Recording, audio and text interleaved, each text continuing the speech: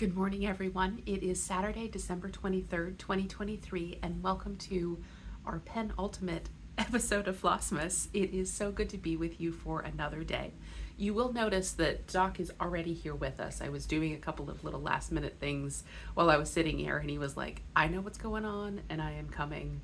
There's already been some attention had. So, happy to have him joining us for another day. I mentioned in my last video that I had the day off yesterday, and I had said, I don't know what I'm going to do because I have no plans, and it was wonderful. I wound up spending some time in my craft room doing some organization work, much needed organization work. I have been kind of building up piles of things over the course of several months at this point, and it really needed to be tackled and organized. And so I made some really good headway on that, planning to spend some more time in there today. And it just feels like a good place to be again, in the sense of I feel like I can go in there and be productive and not be confronted by the like piles of things that I should be doing instead of whatever it is that I'm doing in there. So I was really pleased with that. It was just a nice, relaxing day, and of course I've still got several days in the weekend, and then Christmas, of course. So I am just in the throes of feeling very happy about a little bit of time off. So I hope that you also were able to find a little bit of time of relaxation yourself yesterday. I know that this is a busy season, and I hope that you were able to find a little bit of time to sit and maybe do some stitching too. So I'm going to head on into kind of the content for the day, and the first piece that I have to show you is, I tend to not consider it a Christmas piece, or it is a Christmas piece, but I tend to put it out with my winter pieces because I'm still building up that collection a little bit, but it also feels like it leans a little bit more toward just general winter. And that is this piece here. And this is taken from a Prairie Schooler chart. Let me show you that here. So Winter Samplers by the Prairie Schooler. And what I did is I took just a small portion of one of those and stitched up the words, and then I sewed it to these William Morris fabrics, put them together, and then topped it on this kind of little just container that I have that I use for storage.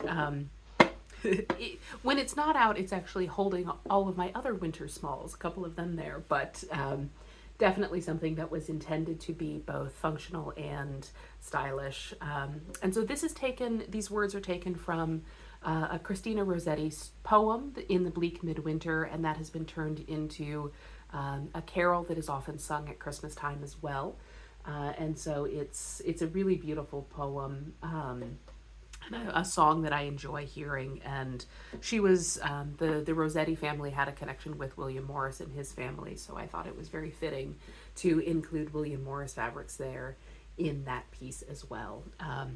I did make some changes to this pattern.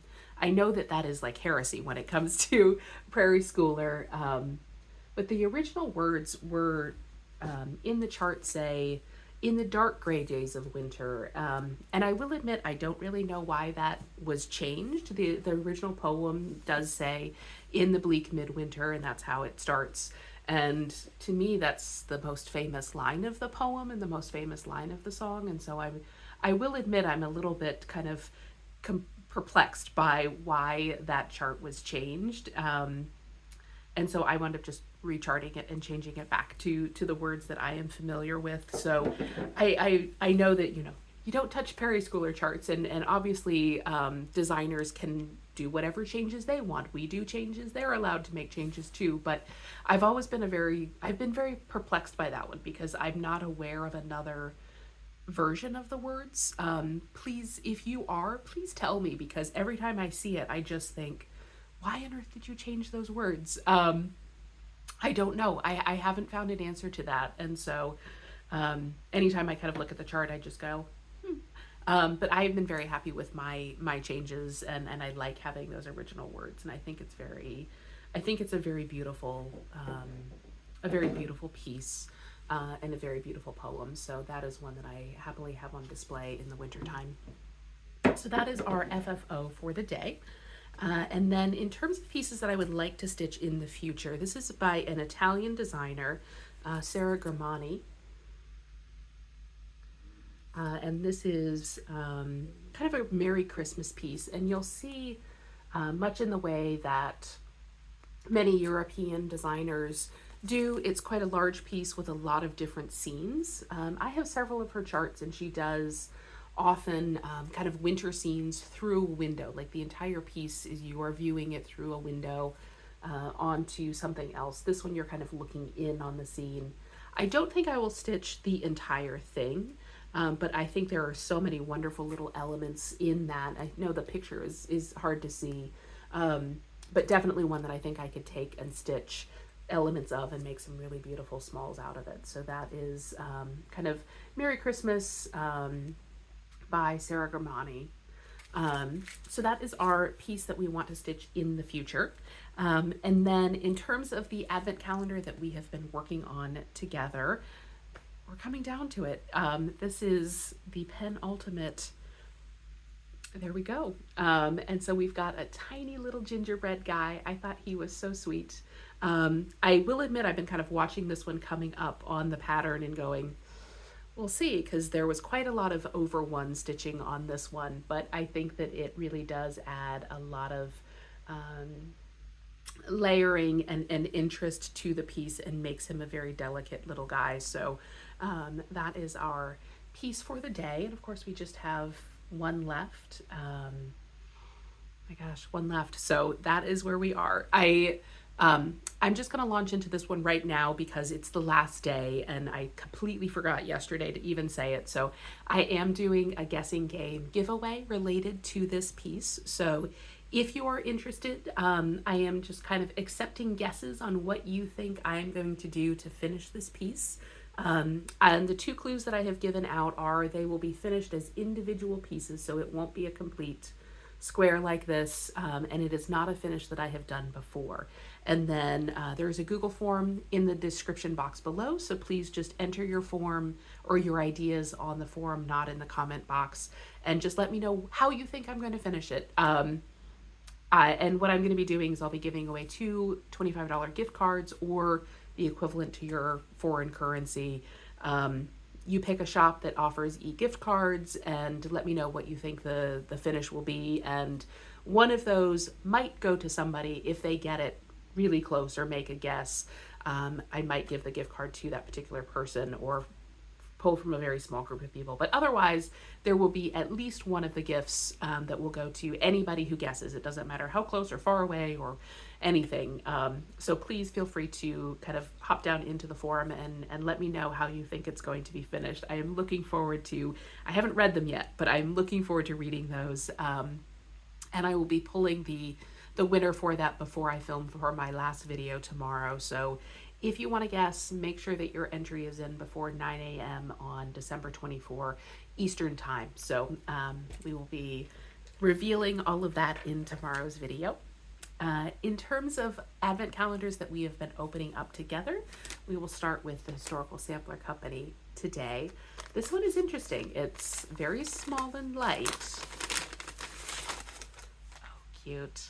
How cute. It's just a little kind of Christmas tree frame. You could easily just hang that on the tree.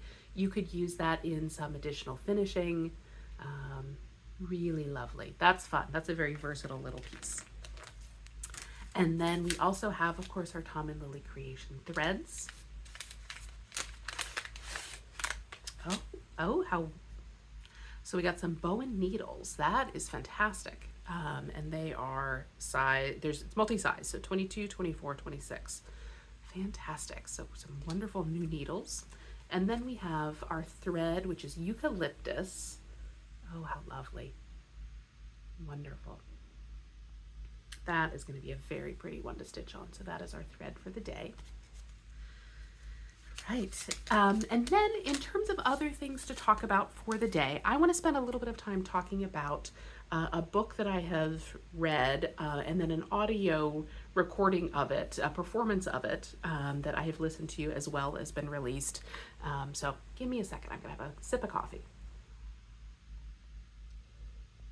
So I want to spend a little bit of time talking about a book called The Man Born to be King by Dorothy Sayers.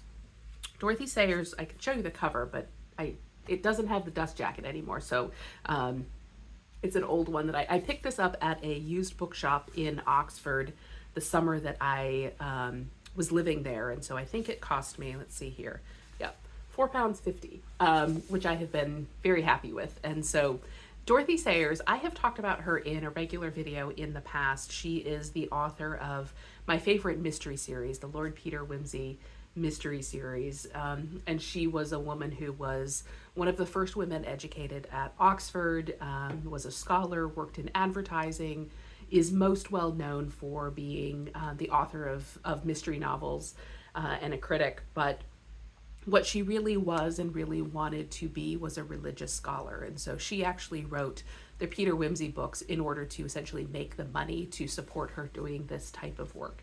And so this is a piece of religious scholarship and of playwriting. And so she was commissioned by the BBC early on in World War II to produce a play series about the life of Christ that would be broadcast essentially from between Christmas and Easter in 1941, 1942. And so this is a 12-part play series, and it starts with the birth of Christ, goes through his ministry, and then ends with kind of the Passion Week. And so she was working on it, and it was really interesting because what she essentially said was, I will do this, but I'm going to modernize it in the sense that I am going to strip away the antiquated language, the language that we are used to from the King James Version, and make these real live characters, remind people that these were people who lived and interacted with each other. And it makes for a really wonderful play, but it upset a lot of people. People were very upset that she would dare to do something like this and kind of, create a version of Christ that laughed and lived. And she said, well, that's kind of the point. We don't understand that anymore. There's actually a quote from the director I wanted to read. It says, some listeners were quite incapable of believing that Christ laughed, said good morning, or was in any sense fully human. There is so much cotton wool between us and what really happened that many of us are now incapable of listening to the true story of Christ. We dare not behold the man. We dare only behold our easy and comfortable version of him.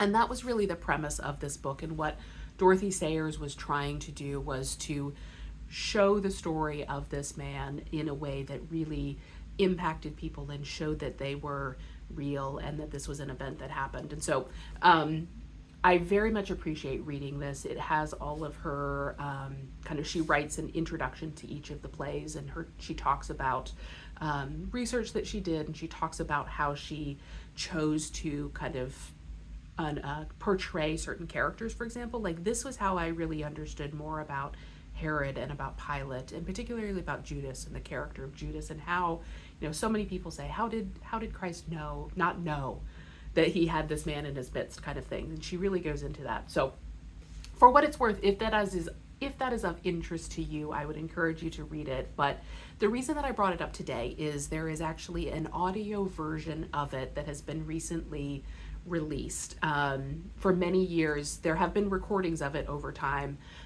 The original versions were lost at the BBC for the same reason that the original Doctor Who episodes were lost. They were purging for space. But there have been several recordings, and one of them was finally released just a couple of years ago. So if you are interested, you can listen to that. I got mine on Audible. It's unfortunately a slightly abridged version, but these were intended to be broadcast radio plays. So if you want to listen to them in their original form, you can get that on audio. But the first one is about the birth of Christ. It's called Kings of Judea, and I listened to that. That's become one of my Christmas traditions, is to either read or listen to that kind of in the time leading up to Christmas. And it's interesting because it's really not about, well, it is of course about the birth of Christ, but it's not just, we're going to spend 30 minutes in the stable. There's actually a fairly brief scene between the three kings and Mary talking about the gifts and visiting. But other than that, it is mostly about Herod and him hearing about this news and his reaction, as well as about the three kings and their journey and understanding of what happened.